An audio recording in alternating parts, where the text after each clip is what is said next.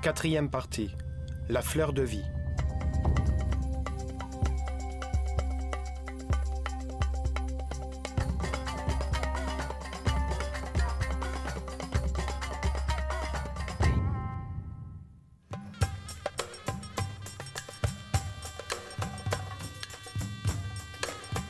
L'Égypte est un pays situé le long d'un seul fleuve. Le Nil coule paisiblement, irriguant sur ses rives une bande de verdure au milieu d'un immense désert. C'est la plus grande oasis dans le plus grand désert du monde.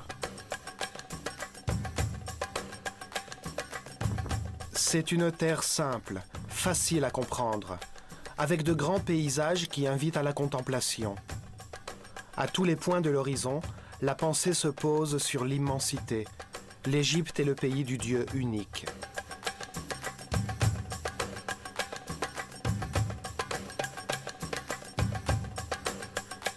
C'est ici que, pendant des milliers d'années, une civilisation a vécu dans la paix et l'harmonie, sans dépasser ses frontières naturelles pour essayer de soumettre d'autres peuples. Cette civilisation s'est complètement consacrée à l'élévation spirituelle.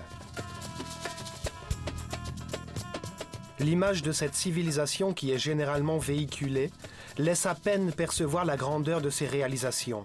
Son langage écrit est resté indescriptible durant des milliers d'années.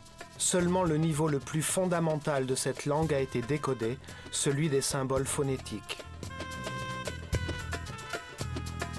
Mais les Égyptiens possédaient aussi un niveau supérieur de langage, utilisant des symboles qui transmettent des concepts et non des sons. Ceux-ci n'ont pas encore été déchiffrés. Les traductions sont uniquement basées sur la partie phonétique, ou bien dans le meilleur des cas, elles sont les résultats des interprétations personnelles des traducteurs. Ceux qui pensent que les Égyptiens étaient des barbares primitifs donnent un certain type d'interprétation. Et ceux qui pensent qu'ils avaient une civilisation spirituelle hautement développée, qui maîtrisaient des technologies aujourd'hui inconnues, ont développé une interprétation complètement différente.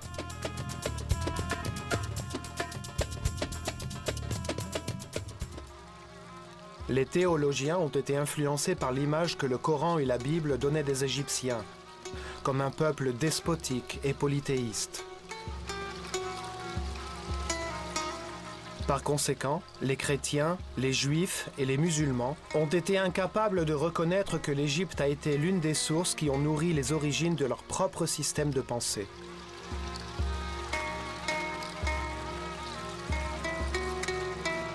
Cette image a été renforcée par la traduction inexacte du mot Néter, comme Dieu ou déesse, quand cela signifiait en réalité la force ou la cause fondamentale de toute chose, le principe divin, la fonction qui ordonne l'univers. Les Néters personnifiaient en réalité le même Dieu. Ils étaient une façon simple d'expliquer au peuple que le Dieu unique, responsable de la création, possédait différentes caractéristiques. Il ne signifiait pas qu'il existe plusieurs dieux. Un homme peut être enseignant, père et mari en même temps, sans devoir être trois personnes différentes. Ils incarnaient les différents aspects du même être.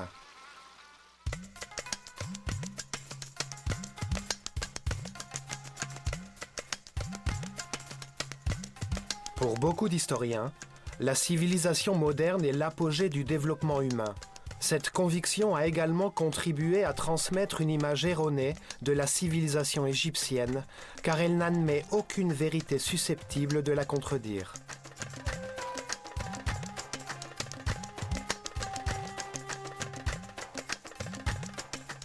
Ces scientifiques ne reconnaissent la validité que d'une partie des données archéologiques concernant les souverains successifs de l'Égypte, rejetant toute trace de civilisation antérieure à l'époque du roi Ménès, au seul motif que cette partie de l'histoire égyptienne serait un mythe. Les chercheurs rationalistes ont aussi contribué à dénaturer l'histoire de l'Égypte, en niant l'existence de sciences et de philosophie avant la civilisation grecque, bien que les grands penseurs grecs soient eux-mêmes allés trouver des réponses à leurs questions en Égypte. Tout cela a participé à véhiculer une fausse image de la culture égyptienne. Les Égyptiens ont été dénigrés et considérés comme un peuple primitif, inférieur au monde civilisé moderne, dont les réalisations se résumeraient à la construction de quelques temples immenses et de solides tombeaux pour leurs pharaons.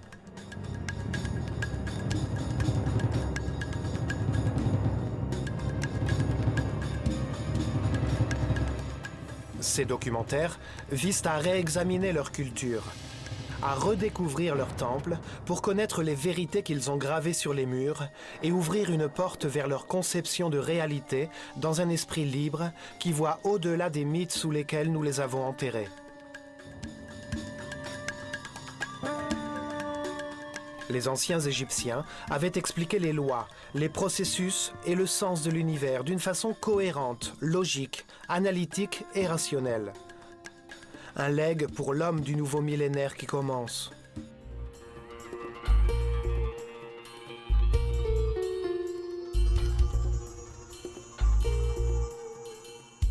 De nouvelles informations refont surface. Les recherches scientifiques et techniques trouvent de nouvelles preuves de l'étonnant niveau de développement technologique des Égyptiens, de la précision de leur construction architecturale, de la grandeur de leurs projets. Leur niveau de développement a été sous-estimé. Notre manque de compréhension de leur technologie ne nous empêche pas de constater qu'ils ont pu déplacer des poids extrêmement lourds sur de longues distances, qu'ils ont su extraire, sculpter et assembler des roches granitiques et des plaques de diorite avec une minutieuse précision qui requiert aujourd'hui l'usage de foreuses et d'instruments ultrasoniques.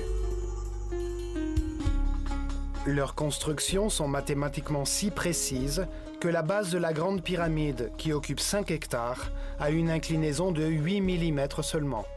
La technologie actuelle ne serait parvenue à obtenir qu'un dénivelé de pas moins de 40 cm.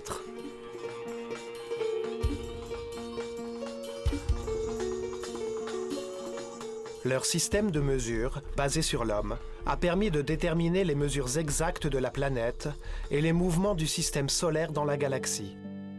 Les informations importantes qu'ils nous ont transmises sur les cycles cosmiques déterminant les cataclysmes périodiques ne peuvent pas être d'emblée écartées comme un simple mythe.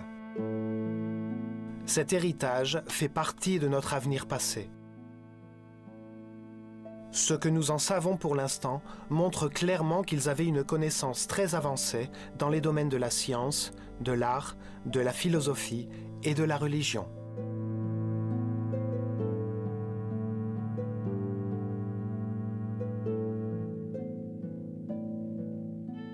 Ils avaient hérité ce savoir d'une civilisation plus ancienne encore, l'Atlantide, qui disparut au moment du déluge universel, dont il ne resta que quelques prêtres qui bâtirent les fondations du cycle dans lequel nous nous trouvons actuellement. L'humanité avait atteint un haut niveau de développement sur la Terre. Quelques prêtres, fins scientifiques, avaient prévu le cataclysme et s'étaient préparés pour y survivre. Ils sont à l'origine de la soudaine émergence de la civilisation égyptienne sans période d'évolution préalable. Ces sages ont formé une caste sacerdotale fermée. Ils ont construit des temples destinés à la formation de leurs disciples, afin que leurs successeurs guident leur peuple vers un processus d'élévation spirituelle qui durerait des milliers d'années. Ils avaient pour nom les prêtres de l'école des mystères de l'œil d'Horus. Ils étaient les gardiens de la connaissance, et leur conception de la vie sur la Terre, en tant que processus d'amélioration spirituelle destiné à faire d'un homme presque animal un surhomme, a marqué l'évolution de l'Égypte.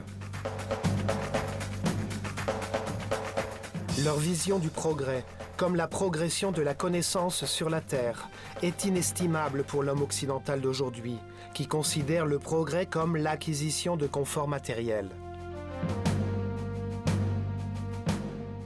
L'école des mystères a accéléré le processus d'évolution de quelques initiés, à qui l'on a appris à comprendre la dualité du monde dans lequel nous vivons, un monde de contrastes, de lumière et d'obscurité, de peur et d'amour.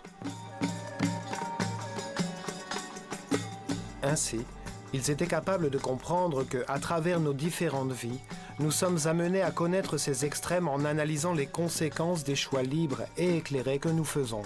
Nous pouvons ainsi comparer ces résultats et trouver la vérité. Chaque vie est une étape nécessaire sur le chemin de la connaissance.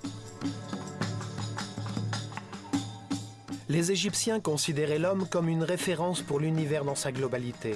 En se comprenant lui-même, il serait à même de comprendre les vérités universelles et de découvrir des aspects du réel. Ce que nous voyons ici-bas est semblable à ce qui se trouve au-delà. Ces prêtres savants enseignaient que tout ce qui existe est le fruit d'un grand esprit, que nous sommes des pensées de Dieu, capables de générer nos propres pensées.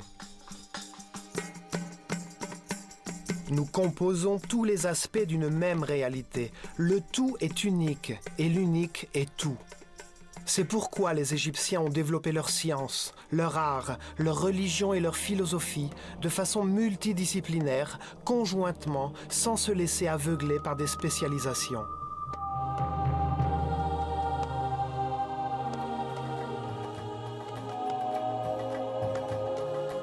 Ils considéraient la création comme l'acte conscient d'un seul Dieu. Ils l'ont cherché en eux-mêmes et ils découvrirent qu'ils possédaient différentes caractéristiques auxquelles ils ont donné des noms et des symboles afin de pouvoir les communiquer clairement au peuple.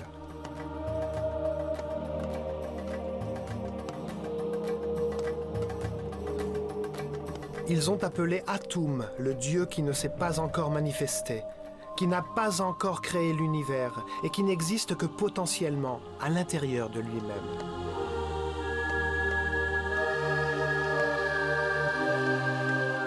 Ptah désigne le Dieu créateur qui, en manifestant sa volonté, donne naissance à l'univers.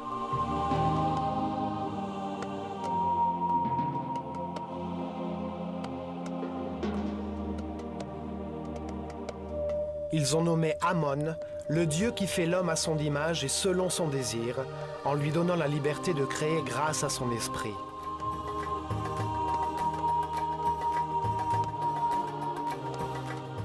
De cette vision est née la fleur de vie, le mouvement sacré de Dieu que nous allons étudier dans ce documentaire en visitant le temple de l'Osirion à Abydos.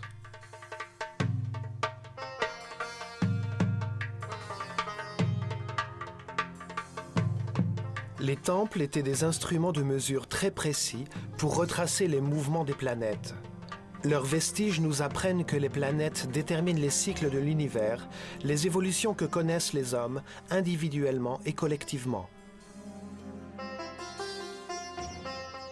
Dans les temples était concentré tout le savoir que les prêtres avaient acquis en s'analysant eux-mêmes, dans une démarche visant la perfection spirituelle. Ils y ont développé simultanément la science, l'art, la religion et la philosophie dans une unité dynamique parce qu'ils pensaient qu'aucun aspect de la réalité ne peut être isolé des autres. Autour des temples, guidés par ces êtres très évolués sur le plan spirituel, a émergé l'une des civilisations les plus développées de l'histoire, dont nous sous-estimons aujourd'hui les réalisations. Il est temps de reprendre possession de cet héritage.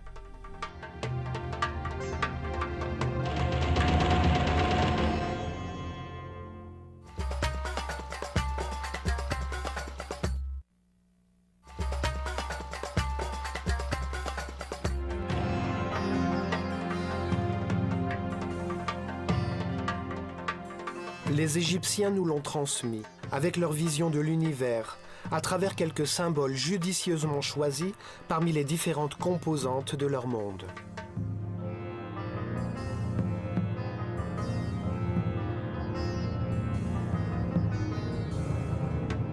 L'utilisation d'une image symbolique présente l'avantage d'exprimer une idée d'une façon très simple. Et son sens peut être compris des milliers d'années plus tard, car des images comme celle d'un faucon ou celle d'une posture humaine ne changent pas. Pour les Égyptiens, l'homme s'incarne sur la terre pour décider comment agir vis-à-vis des circonstances qu'il est amené à connaître. En analysant les résultats de ses actions, il apprend et évolue. Le plus important est par conséquent l'action, qui en produisant des effets, permet l'amélioration. Le langage est fait pour communiquer sur ses actions. Chaque élément du tout fait une action qui produit des résultats. Chaque élément possède la forme la mieux adaptée pour le type d'action qu'il a à accomplir. Les Égyptiens exprimaient leurs idées par 3 types de symboles ou d'écritures. On les appelle les écritures hiéroglyphiques, hiératiques et démotiques. Le premier type d'écriture fait appel à des images très simples, nommées hiéroglyphes. Hieros signifie sacré et glyphos veut dire caractère. Donc, les Égyptiens ont appelé leur gravure symbolique l'écriture sacrée. Les hiéroglyphes permettent de communiquer sur différents niveaux symboliques. Le niveau le plus simple et le plus fondamental est le niveau des symboles phonétiques. Les Égyptiens utilisaient 24 symboles graphiques, dont chacun était associé à un son et non à une idée. Ils forment l'alphabet égyptien. C'était l'écriture qui correspondait au langage du peuple.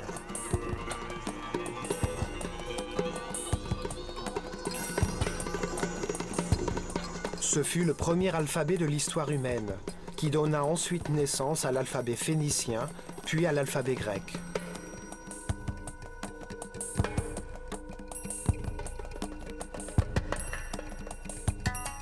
Il pouvait s'écrire aussi bien en colonne qu'en ligne horizontale, et pouvait être lu de 2 manières. Les têtes des personnages symboliques regardent en direction du début de phrase, pour indiquer le sens de lecture. Cet alphabet est resté indéchiffré pendant des milliers d'années, jusqu'à ce qu'en 1799, des soldats français amenés par Napoléon trouvent à Rosette, en Méditerranée, une pierre de granit noir datant de la fin de la civilisation égyptienne.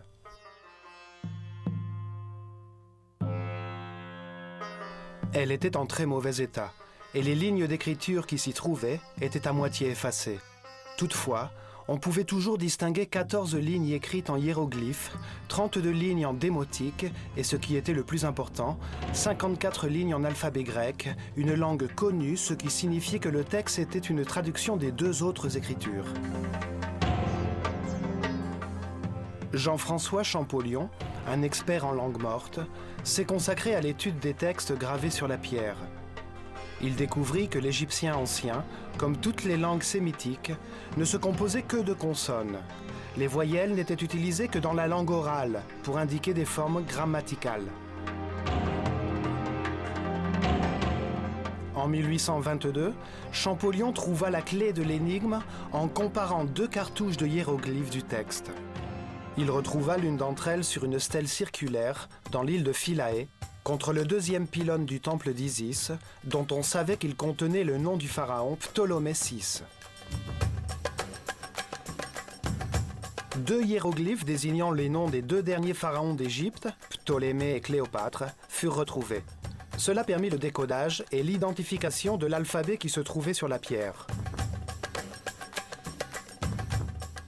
La prononciation des mots grecs dans l'ancienne langue copte, parlée par les Égyptiens chrétiens, a aidé à reconstituer une prononciation semblable à celle des Égyptiens de l'Antiquité.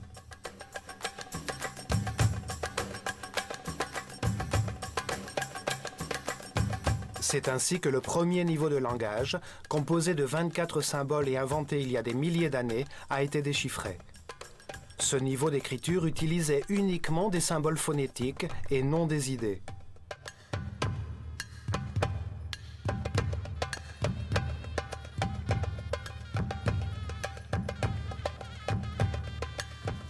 Mais, dans cette même écriture hiéroglyphique, il existait un niveau supérieur de communication. Plus de 700 symboles, de belles formes graphiques, qui reflétaient la réalité en évoquant des actions et des concepts intellectuels. Les mots devinrent des images. Des symboles imitant certaines formes de la nature, choisis en raison de leur pouvoir évocateur. Un oiseau fait penser à l'action de voler, à la liberté. Si cet oiseau est un faucon, s'ajoute à cela l'idée de la précision de la vue.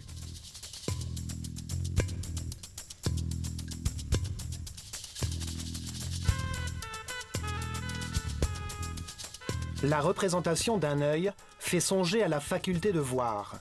Chaque symbole est conçu pour rappeler à la conscience les effets de l'objet qu'il représente.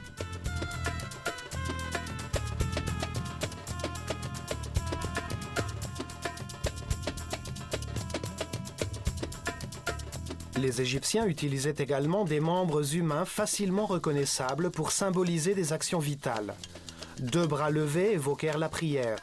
2 jambes suggèrent l'action de marcher. Un bras tendu est une manière de désigner quelque chose. 2 mains croisées symbolisent l'union. Une main qui nourrit, une autre qui répand des semences, une jarre qui se vide. Il y avait aussi des symboles qui représentaient des objets artificiels qui, mis en action, produisent certains effets. L'instrument indique le type de travail qu'il permet de réaliser. Une charrue, un râteau, un filet. En plus des hiéroglyphes, il existait une deuxième forme d'écrire, appelée hiératique. Elle était utilisée uniquement pour les communications officielles et commerciales. La troisième forme d'écriture n'est apparue qu'à la fin de la civilisation égyptienne, quand vers 700 avant Jésus-Christ, les scribes qui copiaient les textes anciens ont davantage simplifié les symboles hiératiques, jusqu'à former une écriture presque sténographique. Elle fut appelée démotique.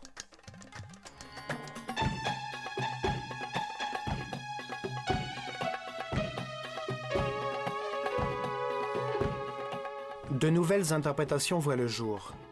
Elles permettent de comprendre que les mythes et les symboles utilisés par les Égyptiens n'étaient qu'une manière simple de communiquer leur savoir, d'exprimer leur conception de la réalité. En transformant des idées en histoire, leur signification devenait plus facile à comprendre. Les sages savaient que donner des informations qui ne sont pas comprises est un exercice inutile.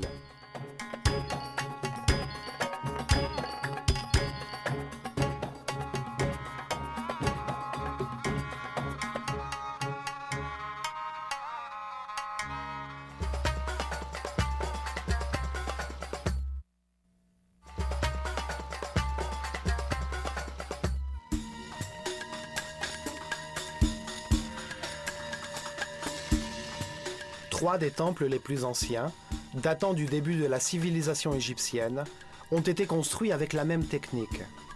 Ils ont le même style massif, simple et lourd, qui n'a plus jamais été utilisé par la suite dans toute l'Égypte.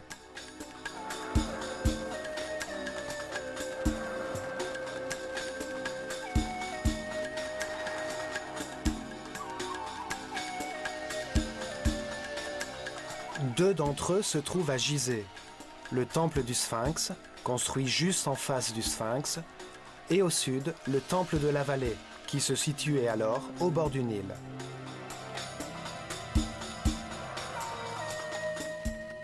Le troisième est l'imposant temple d'Osirion, construit à Abydos.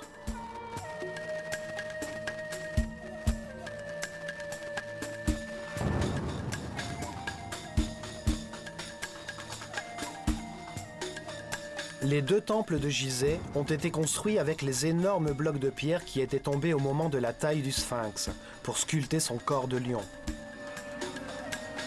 Ces énormes blocs furent utilisés uniquement dans ces deux temples. C'étaient des édifices massifs, cyclopéens, totalement isolés de l'extérieur par d'énormes murs de pierre, avec deux entrées symétriques sur le devant. Les blocs utilisés pour leur construction pesaient en moyenne 50 tonnes. Les Égyptiens devaient donc avoir une technique de construction qui permettait de transporter des blocs aussi grands qu'une maison.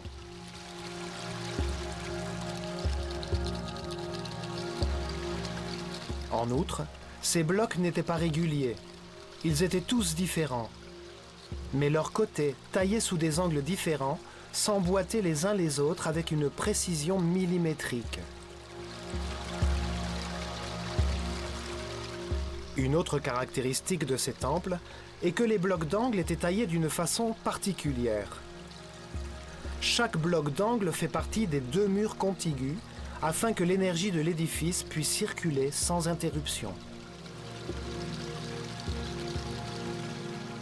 Dans certains cas, cela voulait dire tailler un bloc sur plus de 30 cm pour former un coin.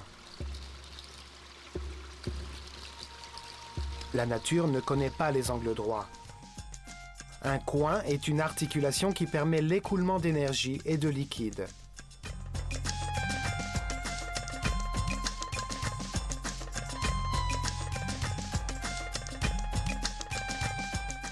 Ces temples avaient un hall central, recouvert d'un toit en pierre soutenu par d'énormes colonnes disposées symétriquement.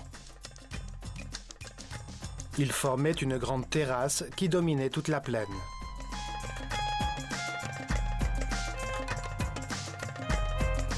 Sur ces murs et ces colonnes, il n'y avait aucun ornement ou hiéroglyphe, et les étages étaient en albâtre.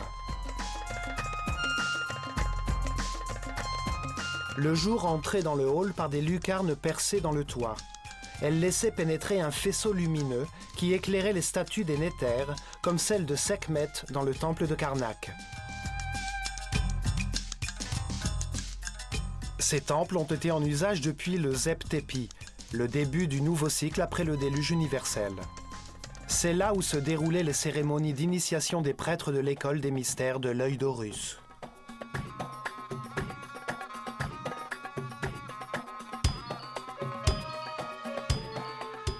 Les jours d'équinoxe, la péniche d'or était placée sur la terrasse du temple, devant les yeux du Sphinx.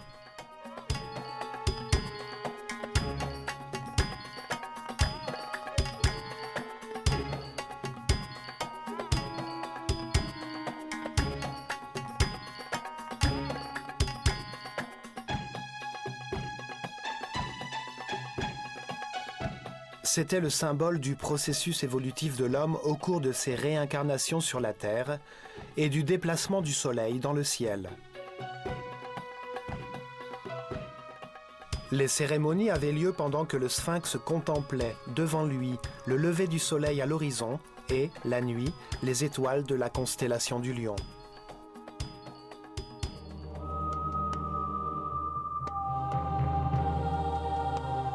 Ceux qui pensent que le Sphinx et ses temples ont été construits par le pharaon Képhren donnent 4 éléments de preuve pour appuyer leur thèse. Premièrement, il a été retrouvé dans le temple du Sphinx, enterré la tête à l'envers, la célèbre statue de diorite noir de Képhren, représentée avec un faucon sur la nuque. Deuxièmement, on dit que le visage de cette statue serait identique à celui du Sphinx. Or, nous avons constaté que ces traits étaient tout à fait différents de ceux de Képhren. Troisièmement, entre les bras du Sphinx, une stèle gravée par Thutmosis IV, contenant la syllabe Kef sur une de ses lignes, a été retrouvée bien que cette stèle elle-même confirme que le Sphinx a existé là depuis le début des temps nouveaux, depuis le Zep-Tepi. Quatrièmement, et en raison des explications précédentes, la construction de la pyramide centrale de Gizeh est aussi attribuée à Képhren. Devant cette pyramide se trouvait un temple, relié au temple de la vallée par un chemin couvert de 500 mètres.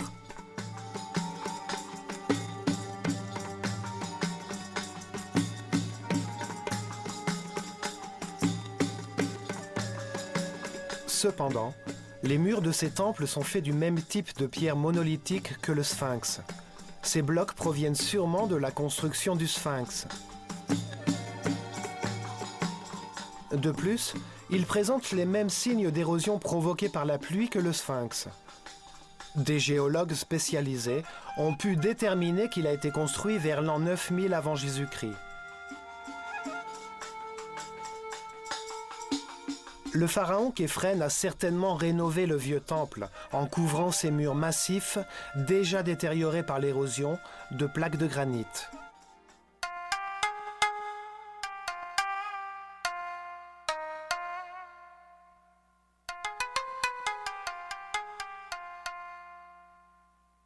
Les Égyptiens avaient divisé la partie fertile, habitable, de l'Égypte en deux grandes régions qui présentaient des différences en raison de leur situation par rapport au Nil.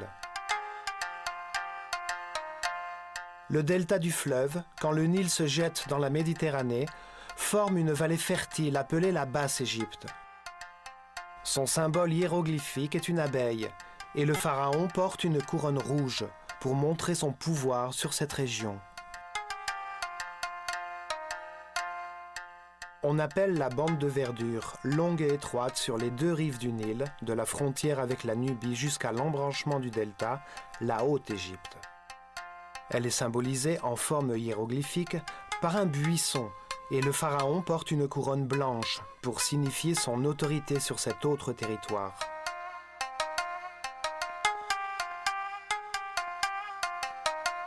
L'histoire officielle de l'Égypte commence par l'unification de ces deux régions, sous une seule couronne, blanche et rouge, par le pharaon Ménès, fondateur de Memphis, qui se situe sur la frontière entre les deux régions.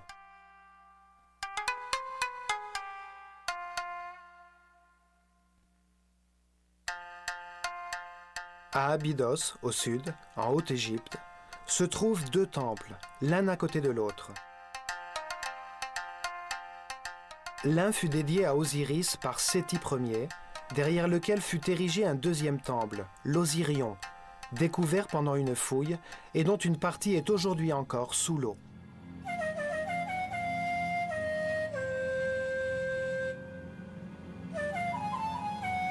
Le niveau de l'eau a d'ailleurs bloqué les travaux de restauration, car l'eau se déverse à l'intérieur du temple plus vite que les pompes ne pourraient l'enlever. On estime qu'il a été construit au sommet d'une colline, vers l'an 9000 avant Jésus-Christ, quand le niveau phréatique et celui de la surface du Nil se trouvaient 10 mètres plus bas. Ce fut le premier temple égyptien consacré à l'explication de la vie comme d'un voyage, fait de réincarnations successives qui nous permettent de connaître l'univers, de passer de l'ignorance à la sagesse. Son architecture massive, sans hiéroglyphes, composée de grandes plaques et de pierres extrêmement lourdes, ressemble beaucoup à celle des temples construits devant le Sphinx. Il se compose d'énormes blocs irréguliers, différents les uns des autres, taillés avec une étonnante précision qui forment des jointures parfaites.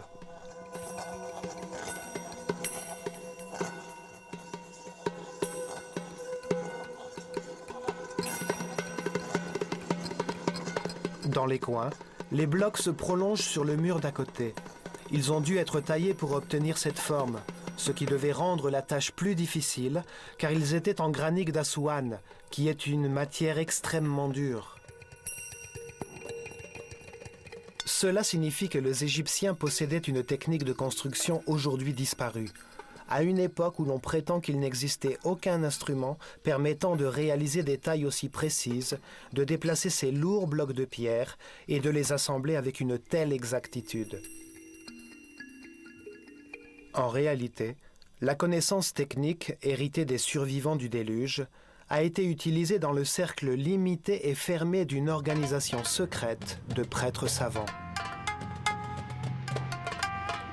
Les techniques ou les instruments utilisés n'ont jamais été mis à la disposition du peuple, probablement parce qu'il était très dangereux de les confier à des esprits primitifs qui ne maîtrisaient pas leurs émotions et leurs passions. Ou parce qu'ils pouvaient être utilisés seulement par quelqu'un qui était dans une harmonie parfaite avec l'univers, de par sa nature sonique ou psychique, différente des forces mécaniques développées par l'homme moderne. Le temple a une forme rectangulaire, avec une plateforme entourée d'eau, surélevée au centre, avec des escaliers des deux côtés qui sont aujourd'hui à peine visibles à cause de l'eau. Sa forme symbolise le mont originel qui a émergé quand les eaux se sont retirées après le déluge, quand les sages ont débarqué pour donner naissance à une nouvelle civilisation en Égypte. Ce temple commémore le Zep Tepi, le temps du commencement de la nouvelle civilisation, vouée à l'amélioration spirituelle. 10 colonnes de pierre massive, chacune découpée dans un même bloc de granit rouge de plus de 100 tonnes, soutenaient un imposant portique sur lequel reposait un toit en pierre. Le long du canal, 16 sanctuaires abritaient des symboles sacrés. Ils sont maintenant immergés sous l'eau stagnante.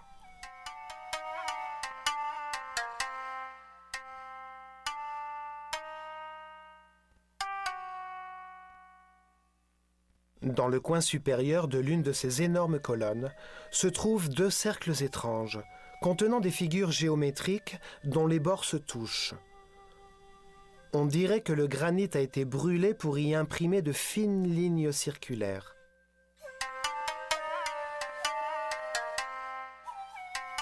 C'est la fleur de vie, un symbole géométrique sacré pour les Égyptiens, qui représente les mouvements originels de Dieu pour créer l'univers.